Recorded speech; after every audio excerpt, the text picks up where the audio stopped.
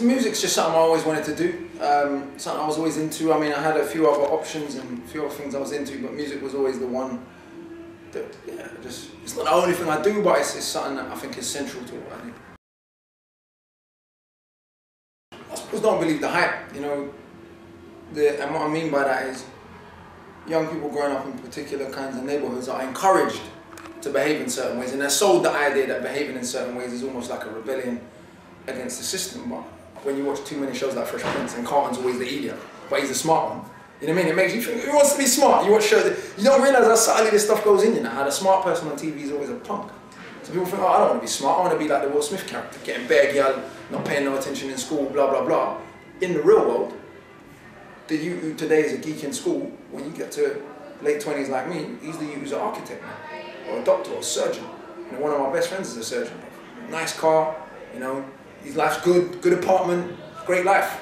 Flies when he wants to fly, you understand?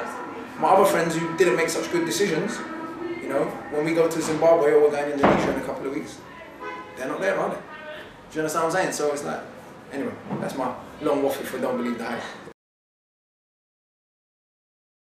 As you know, growing up somewhere like here, as you can see from the beautiful event that's going on today, the overwhelming majority of people in the area like this, young people, you know, want to do something positive in their life. And the small percentage that don't, there's a reason for that. It's not like people grow up in a lovely two-parent home, provided for, great care, everything's good, and they just decide to go a particular way. You understand? There's always a circumstance involved in young people's lives. So I would say to show people the brilliant work that we know is going on with young people in neighbourhoods like this all day, every day, 99% of the time. But it's only when something bad happens that a neighbourhood like this makes the headlines. For example, I was saying to someone the other day, the 4 youngest people to pass GCSEs ever is young Nigerian kids from Peckham. Do you understand what I'm saying? Like, now if the 4 youngest kids to ever stab someone was from Peckham, it would be on the news every 5 minutes and you know about, rah, a 6-year-old got stabbed. But 6-year-olds from Peckham passed their GCSEs, 4 of them. You understand? 2 6-year-olds and 2 5-year-olds, it's not in the news. The 2 youngest people to ever go Cambridge, same thing, it's the elder sisters of the same family.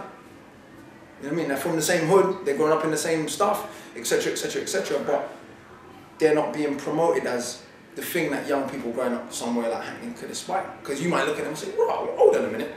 If they're from the same kind of ends as me, and they're the youngest people to ever go Cambridge, why can't I do it?